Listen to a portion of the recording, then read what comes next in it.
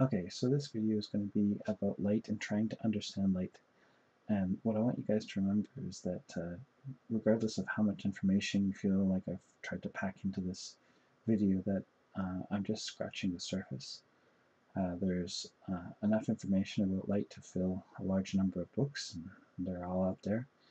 So um, try and, observe and pay attention to what you see in your day-to-day life to try and figure it out, and you'll have a better understanding the longer you spend observing. So let's first make some general assumptions here based on what we know from science. Yes, science. They say that light is photons, and so these little photons, they fly through the air and they come into our eyes, and everything that we see is light and only light, meaning that we don't see objects. What we see is light reflecting off of those objects and then back into our eyes. And of course, these photons have different wavelengths, which we see as color, and those are the colors that we see. So light is essentially energy. And I've drawn a yellow line here, but it doesn't really mean that it's yellow light. It's kind of hard to see white on white, and I chose white as my background, so just assume this is white light. And it loses energy as it travels along, not necessarily from the bounces, but just, a distance. And we have this in 3D, it's referred to as a quadratic falloff. So light falls off over time, over distance. You put a candle in the center of a room, and it's not going to light up the entire room necessarily. It's going to light up a portion of the room, and eventually it's going to fall off when it gets to the edges. So light over distance loses energy. Now there's other impact to that, and that is some materials may absorb certain amounts of light and reflect others. So light reflects off of objects. In this particular case, a red wall appears red because the green and blue have been absorbed and the red information has been reflected back off of it. This also leads to information like if this were a white wall, the red would spill onto the red wall, creating sort of like a pinkish hue to the surface because more red light would be present than any other. So our different wavelengths, of course, red, green, and blue, show up here. So let's talk about colors. So here are our primary colors. We have red, green, and blue. Red, green, and blue are the primary colors of light. Now, when you were in school, and a young little gaffer there, they would have told you that red, yellow, and blue would have been the primary colors. And those are the primary colors of pigments, color that is represented by things that reflect light. So one of the hurdles that we have difficulty getting over is the yellow-green kind of switch over. It's one of the areas that kind of give us a bit of problem in trying to absorb the information. Now, red, green, and blue are primary colors, and a primary color is essentially a color that cannot be created by combining any other colors. So I can't combine red and blue in order to create green or anything else. It's going to be green by itself, and that's the purest form of it. Then we have secondary colors. Our secondary colors, you can see C, M, Y. So green and red create yellow. Red and blue create magenta, and green and blue create cyan. And then we see something here, the CMY, and then of course there's K, which is black. And the K term doesn't mean anything really specific, it's just that they don't want you getting confused with blue, so rather than taking the first letter, they use the last letter in black, which is the K, and they use that instead. So this bit of information here is really where you have to kind of come to an understanding, and especially with, as I said, the green-yellow kind of switchover.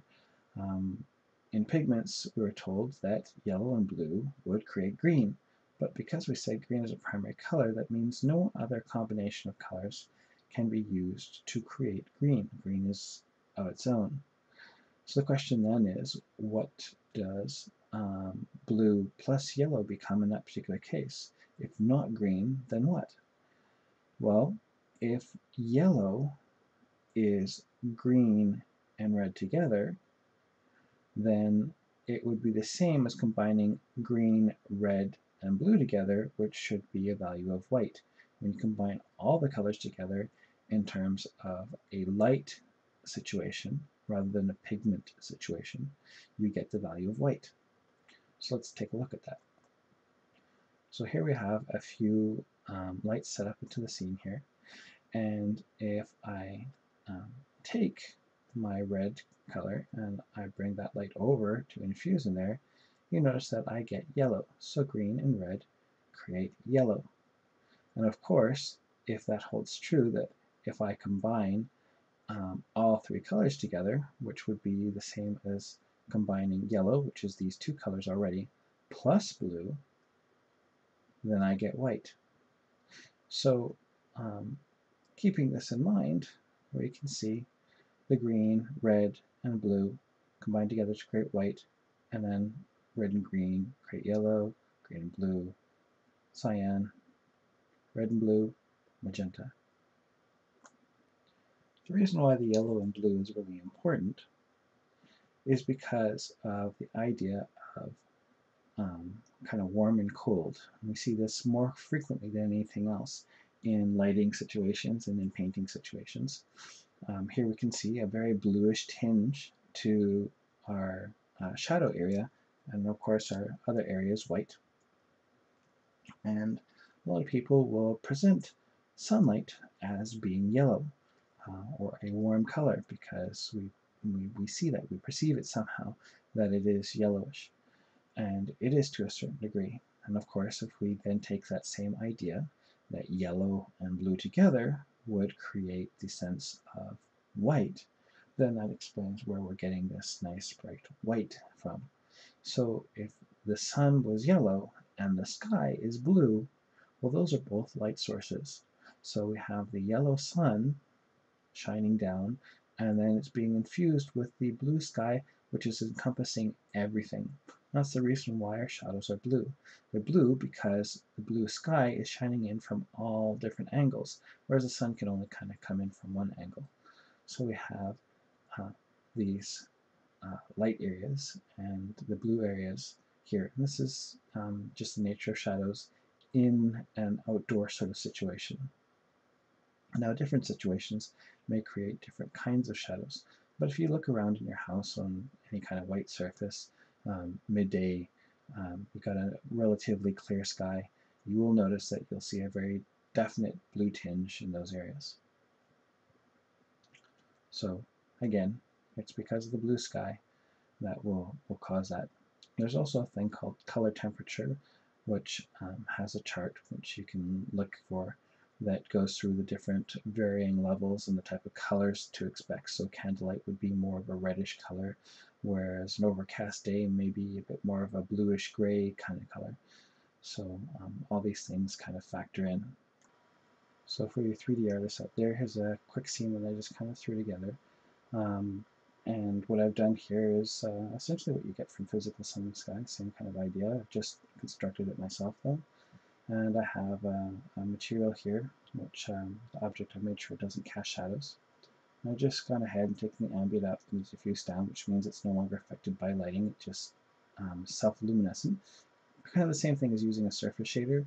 I just prefer this method because sometimes I find the surface shader a little bit flaky. But I've gone ahead and in the color, I went ahead and plugged in a MIB black body, which allows me to control it based off of temperature. So its color that's coming in is giving me this kind of bluish color. So at 75,000 K, we've got our 7K, 7.5K, whatever. We get this bluish kind of color, and then of course, then I have my light. My light, I've done much the same thing. I've taken the color for that one, also put it into a black body, and at 5,000 we get a warmer light color, and between the two of them, of course, we get this kind of whitish color and then the bluish color there. So fairly similar sort of idea, and then of course I don't think I've turned anything else directly on. I do have final gathering on to get a little bit of light bouncing. And of course, this material doesn't transmit light, even though I've plugged a light into its color. It doesn't transmit light unless final gathering is on. But I've got that in there, and then of course I'm using some gamma correction on the camera. So I've just right-click, graph the connection. I've taken an MIA exposure lens and just middle-click and dragged default, and that basically does my gamma 2.2 kind of correction, just to boost all the lighting up to a level that we're accustomed to seeing. Most photos that you see out there will have a gamma of 2.2 on it. So I'm just kind of reproducing that. Okay, so let's say we've got the sun here. Next thing that we're going to talk about is essentially shadows and how that all works. So the sun, or any kind of light source, will have beams of light that shine off of it. And those beams of light at any given point don't necessarily just fly off exactly parallel to the surface that they're flying off of, or perpendicular rather. What they do is they travel off in all directions from any individual point. So be it the sun or a fluorescent light tube or an incandescent bulb, all of them are going to be flying off at each infinitesimally small point in all possible direction off of that surface. The only reason why that would be different is if they were passed through some kind of reflector and then something to focus it, like a laser, in which case it tries to bring all those things closer to parallel. So with this idea in mind, we have an object that comes into play, and it stops light from passing through by either reflecting it back off or by absorbing those values and preventing them from passing on to another surface. Now, this other surface, when light comes through, will try and fill in any of these other areas here. And this area here is the one area where it would be completely black. There is no light being able to get in based on the size of this particular light source. We've drawn from the visible edges of this. It doesn't necessarily go from a straight edge here because that would actually cut through. This is the furthest point on this.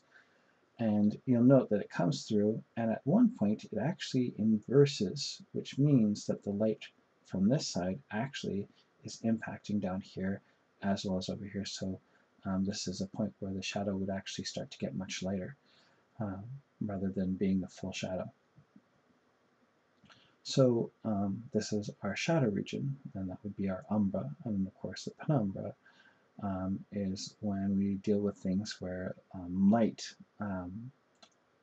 filters in. So that would be essentially a light contamination sort of issue.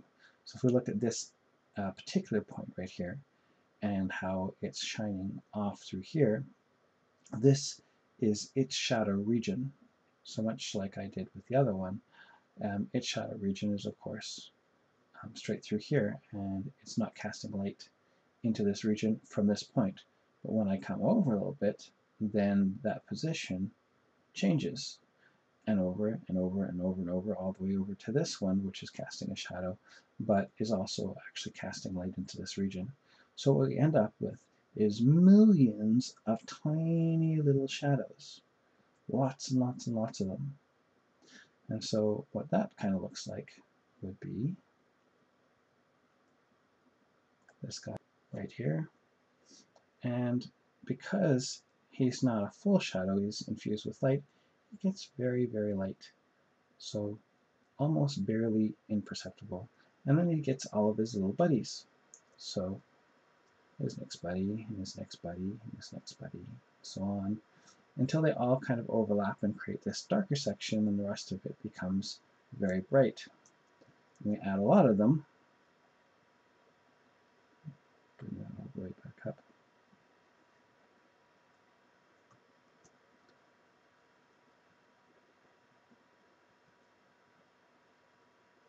We get this millions and millions of elements, and we get this very soft looking shadow.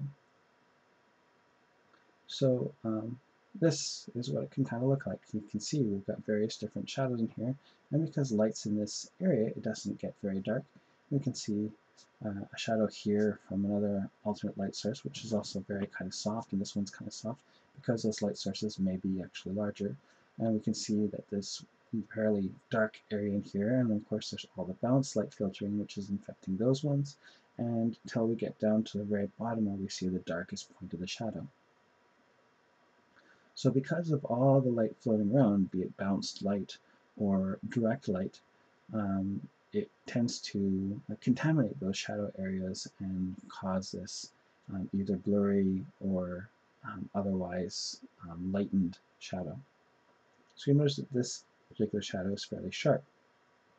Chances this is because that light itself is either a fairly small light source, which has a lot of potency, so it can reach this distance, or it's fairly far away, meaning that its angle is smaller. So let's talk about that aspect of it. So here we have two spheres just kind of hanging out together.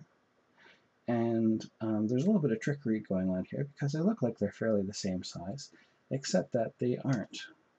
You can see here in the orthographic view that one is considerably larger than the other one, but based on the distance, the appearance is that they're both small.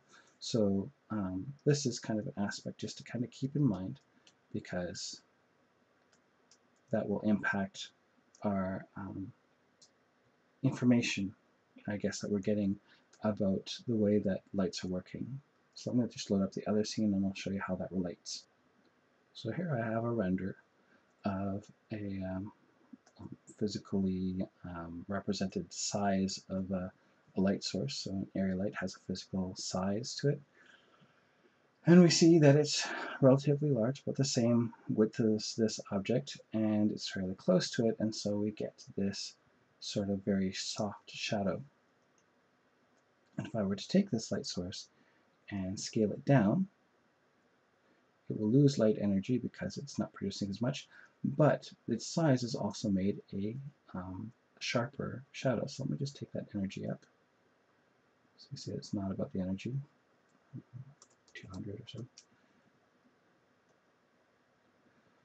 And you can see that it's now a sharper shadow. Now, the other way of making this appear as though it were smaller, let me undo that stuff. You see a big soft shadow is by taking it far away. And again, because light has that energy aspect to it, we would have to once more increase its overall light energy. So let's go to 100. And again, we see that the shadow has sharpened as a result of it going further away. So it's just like that image that I just showed you with the two spheres. If you were to imagine, you know, an ant sitting up really close to you and a human far off in the distance, essentially the perception is that they would be the same size based on that. So it's the same thing here. The further away the object, the closer the angles of that light from that object get together, and they create a sharper shadow. So the size and distance of any particular light source impact heavily, scale it out, upon how that shadow is. So the sun, even though it's really, really, really, really big, it's also really, really, really, really far away. And because it's really, really far away, we end up with sharper shadows, and that's how that all works. So if we look at, you know, this distance thing, we can see that really far away equals to a smaller angle, even though it's the same size, even the object as well. And when it gets really close, that angle is much potentially wider. Another aspect that changes all of this is where the shadow is actually hitting the surface. So if I return back to this scene and I were to move this object, because it's significantly high from the ground here, and move it down closer, well, that's also going to impact the shadow as well, making it essentially sharper. So even though the distance could be maintained, I mean, I didn't move it really that far to make it this much sharper. It's also impacted by the fact that it's really close to the source, so it has less chance of the light contamination in those areas. So that's that part. Now, one detail that I want you to keep in mind here is, of course, the fact that through the different changes that I've made here, I've changed that distance, and you noted that, of course, that the lights, generally speaking, lost energy depending on their size or distance. So this is, of course, due to this decay rate, which is that quadratic falloff. Larger light source, more potential photons from it, it's going to cast more light. If it's smaller, smaller potential light source, less photons, and so on. But then, of course, the distance, of course, we have the idea of that energy where it travels over space, and the further it is, the less energy it has. So this quadratic falloff is basically this real-world example. So in 3D, when you're lighting as a 3D artist, you want to go ahead and turn on this quadratic falloff in order to represent that as well. So as a painter, the falloff element can be something that's a bit confusing, and I'll show you why. So here I have a scene where I've placed a light in an environment. Just go to and let's hide this for a moment. That light is in a specific location. And you can see, based on its location, that we're having light appearing on here, and in these crevices, that the light is less present. And this all has to do with, again, that light fall off. If I were to go ahead and unhide this, you can see that there is a specific distance difference between all of these different points. In this scene, essentially imagine that this cylinder here represents our fall off of our light. And if this central point was where the light is, and it falls off to here and it reaches that wall, that area here is being illuminated. If I were to rotate away, well, you start to notice that it's coming away from the wall, essentially having lost energy, and that distance gets further and further from these points as it goes, until eventually it comes back into a point where perhaps it comes into general contact with it again, making this again the brightest point. So that's what happens here, is we have this brightest point at the closest distance to each one of those. And because, of course, it's closer to the ceiling than it is to the walls, the ceiling is getting the most amount of light, whereas these are also having these bright, vibrant points, but they're not as bright as this one. So this is something, if you're a painter, or just drawing or whatever, that you have to keep in mind.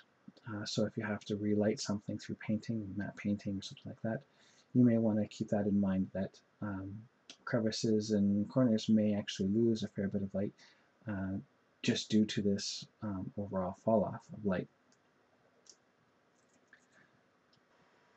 So in this scene, I've created just a simple plane, and I made it highly reflective. And what I've got here is a spotlight, which is not aiming anywhere except for at this plane. So what we're seeing here is actually reflected light. And that is due to the reflectivity of this particular material. So it's highly reflective. I've even gone down into the BRDF and set those all the way up as well. So it's basically maximum reflection right now. And of course, the light itself, I've made sure to have it emit photons. So it's emitting photons into the scene. And my render settings, of course, had to be set up to reflect that as well by turning on global illumination as well as caustics. I've also turned on final gathering. So there's our global illumination.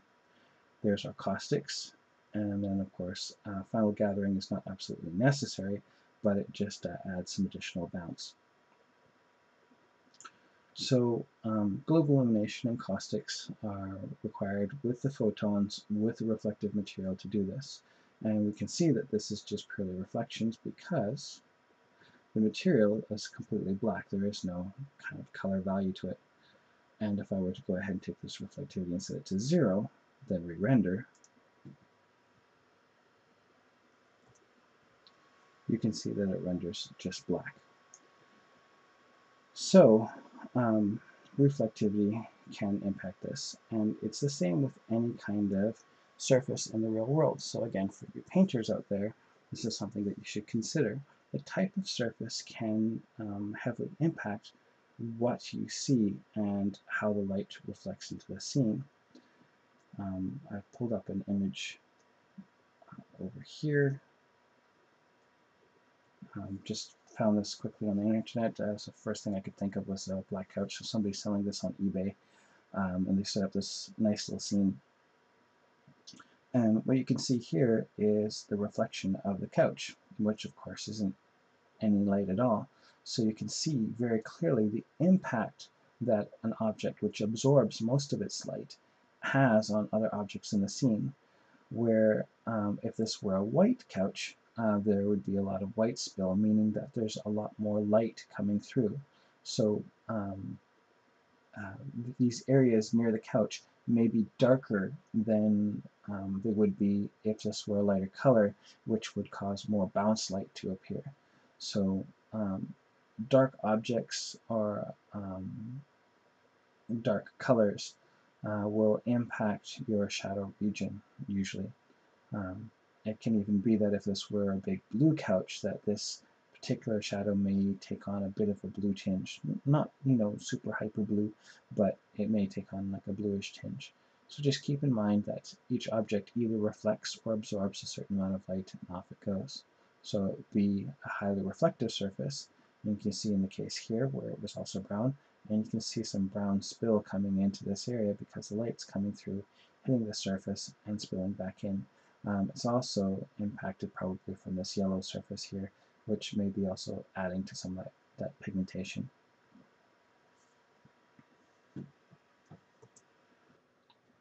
So the final hurdle for us to really kind of overcome in our understanding of light is the idea that any particular image that we see here doesn't have the ability for our eyes to automatically balance to different areas. And ultimately, they can't store the same amount of information that we see in the real world. Often cases, we may look at things and say, they don't feel quite as green as I remember, or not quite the right shade, or I remember there being a lot more detail in this area here, or something like that. So each kind of digital format that we have out there doesn't necessarily have all the same information that you remember from the real world. And one of those things is, of course, value, and it's the biggest element to keep in mind when trying to reproduce things like sunny days and snowy scenes, etc. And this is, of course, exposure. So when you set your exposure, you're making a choice. You're making a choice to see either into the light areas and kind of set these areas to really dark, or you're choosing to see into the dark areas and having these blasted out to white.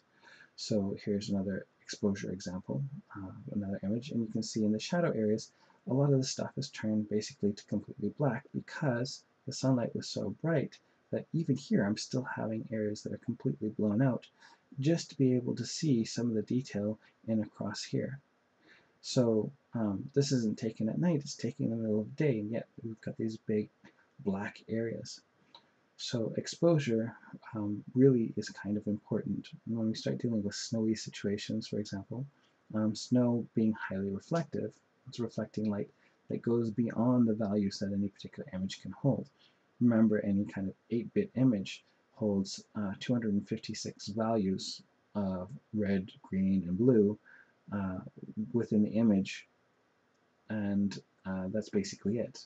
If you go into some other formats, you can go above the value of white and below the value of 0, and then you can use things like exposure to view stuff one point at a time. But these displays, these monitors, don't necessarily have the ability to display all that stuff in there within the file anyways. So you're still kind of capped off, and you have to make those decisions. So if you were to look at an image on the internet, and go search now if you want, of snowy mountains, you'll notice that areas around the mountain where it's rock often will appear really dark. And it's not because the rock itself is really dark. It's simply because of the exposure.